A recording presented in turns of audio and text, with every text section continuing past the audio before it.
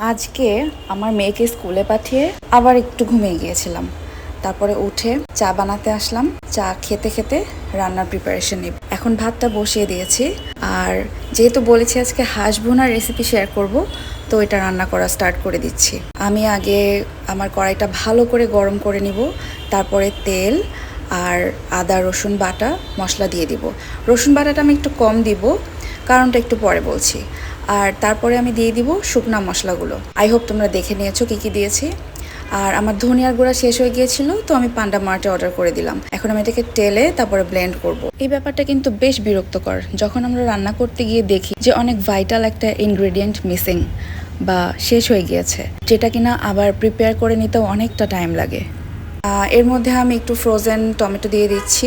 তারপরে আমি হলুদের গুঁড়া দিব, মরিচের গুঁড়া দিব, লবণ দিয়ে দিব।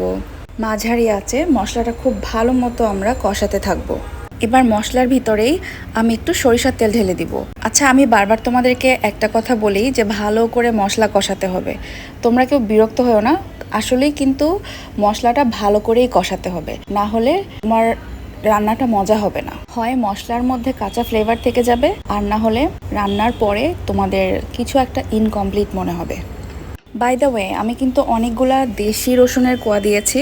এই কারণেই আমি মশলা যখন দিয়েছিলাম পেস্ট রসুনের, ওইটা কিন্তু আমি একটু কম দিয়েছিলাম। তো এখন আমি ধনিয়া গুঁড়া করে ফেলেছি, ধনিয়া গুঁড়া দিয়ে দিব। আর জিরার গুঁড়াটাও শেষের দিকেই দিব, আর না হলে রান্না শেষ হতে হতে জিরার স্মেলটা অনেক ফেড হয়ে যায়। তো ইটস বেটার যদি তোমরা লাস্টের দিকে দেওয়ার চেষ্টা করো। আর বাটা জিরা দিলে অবশ্যই সেটা শুরুতেই দিতে হবে। এখন আমি ফাইনালি গরম পানি দিয়ে দিব, আর একটু গরম মশলার গুঁড়া দিয়ে এটাকে ঢেকে সুন্দর করে রান্নাটা কমপ্লিট করব। আমার রান্না শেষ, দেখো কত সুন্দর লাগছে দেখতে। আমি এই রান্নায় যা যা ব্যবহার করছি সবই কিন্তু সাধারণত আমাদের বাসাতেই থাকে। সো খুব সহজেই তোমরা এটা বাসায় বানিয়ে ফেলতে পারবে।